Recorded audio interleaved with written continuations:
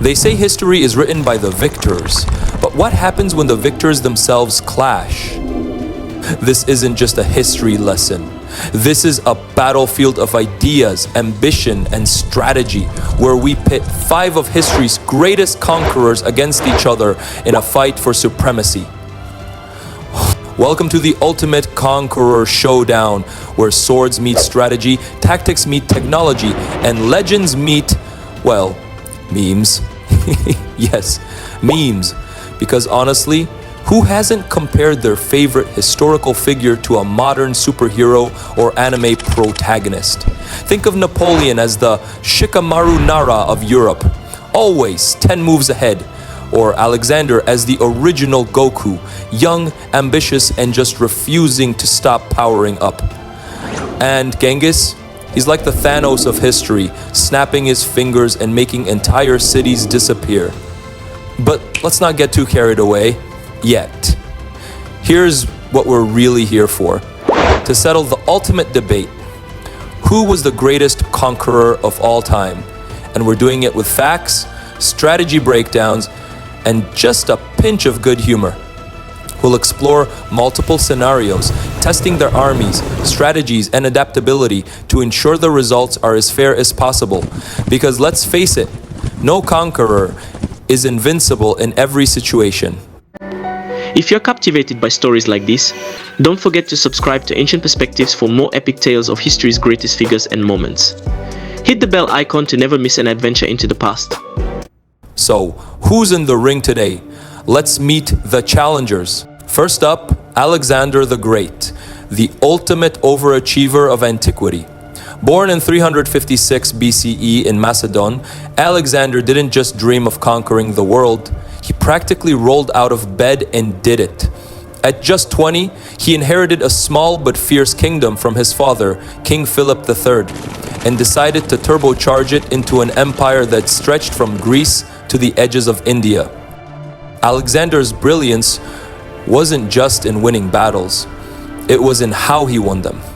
At the Battle of Gaugamela, he faced an army nearly 5 times the size of his own and turned it into a masterclass of battlefield geometry, flanking maneuvers, and audacity. Oh, and he built entire cities along the way, many named Alexandria. Humble, right? These cities weren't just military outposts. They became cultural hubs, spreading Greek influence across Asia like the ancient world's version of globalization.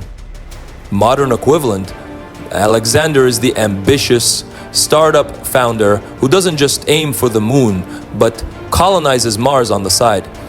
But for all his brilliance, he burned too hot and too fast, dying at 32 and leaving behind an empire so vast that his generals spent decades fighting over it. Next, Genghis Khan, born Temujin on the harsh Mongolian steppes in 1162. If Alexander was the young visionary, Genghis was the ultimate survivor. Before uniting Mongolia, he endured betrayals, enslavement, and near-death experiences that would have made even the toughest action hero flinch. But here's where it gets terrifying. Genghis turned hardship into his greatest weapon. His Mongol army wasn't just fast, it was devastating.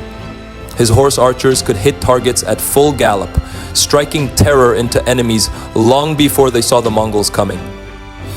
And when it came to siege warfare, Genghis innovated, using captured engineers to build catapults and explosives. Here's a little known fact. Genghis wasn't just a destroyer. He was also a builder of systems. He created trade routes that connected Europe and Asia, implemented a meritocratic leadership system, and even guaranteed religious freedom in his empire. Modern equivalent?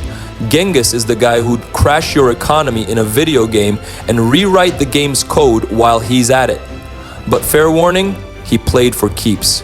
Entire cities disappeared under his rule, and his conquests reshaped the demographic map of Asia forever.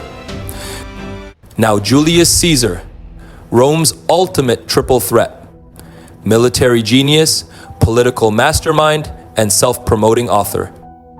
Born in 100 BCE, Caesar wasn't content with just being a great general.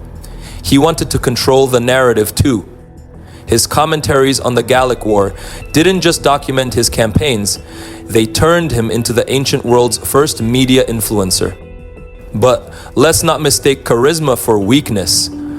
Caesar's campaigns in Gaul were brutal and brilliantly strategic. He took on tribes with armies larger than his own and used fortifications, engineering, and sheer audacity to win. The siege of Alesia? Caesar surrounded an entire city while simultaneously building defenses against the relief army. Talk about multitasking. Fun fact, Caesar's legacy wasn't just military. His reforms reshaped Rome, setting the stage for the empire's golden age. Think of him as the ancient world's Elon Musk, always pushing boundaries, for better or worse. But like all great disruptors, he made enemies, and we all know how that Ides of March turned out. And then there's Hannibal Barca, the man who made Rome quake in its sandals. Born in Carthage in 247 BCE, Hannibal grew up swearing eternal hatred for Rome, and wow, did he deliver. His crossing of the Alps with elephants wasn't just a logistical miracle, it was psychological warfare on steroids. At Cannae, Hannibal pulled off one of the most famous military maneuvers in history, encircling and annihilating a Roman army twice his size. Imagine letting your enemy think they're winning, only to trap them in a devastating counter-strike. That's Hannibal. But while his tactics were unmatched, his long-term strategy faltered. Without strong political backing from Carthage, Hannibal was like a gamer stuck in hardcore mode without enough resources. Still, his brilliance left a mark on Roman strategy for centuries. And, last but not least, Napoleon Bonaparte, the man who took post-revolutionary chaos in France and turned it into a European empire. Napoleon didn't just fight wars, he reinvented them. His use of artillery, corps organization, and rapid troop movements made him the ultimate chess master on the battlefield.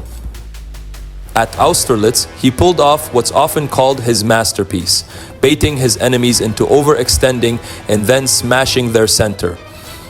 But Napoleon wasn't just a battlefield genius, he was a master of optics. From coroning himself emperor to crafting the Napoleonic Code, he knew how to shape his legacy. But even Napoleon had his limits. Spain's guerrilla warfare and Russia's winters proved that even the greatest conquerors can overreach. Modern equivalent? Napoleon is the tech CEO who disrupts everything, until one bad quarter sends the stock plummeting. So there you have it, 5 conquerors, 5 legends, each at the height of their powers. But here's the twist, we're not just comparing their greatest hits, we're diving deep into the scenarios where they'd excel and where they'd struggle. From open plains to fortified cities, from deserts to icy wastelands, we'll test their adaptability, ingenuity, and endurance. Who adapts fastest, who thrives in chaos, and who falters when the terrain or politics turn against them? Stick around, because by the end of this, we'll crown the ultimate conqueror. And trust us, it's going to be a battle for the ages.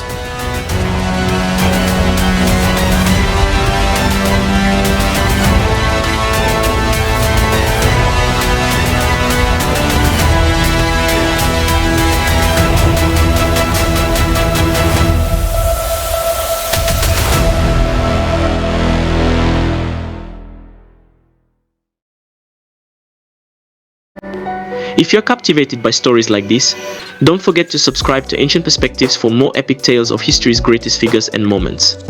Hit the bell icon to never miss an adventure into the past.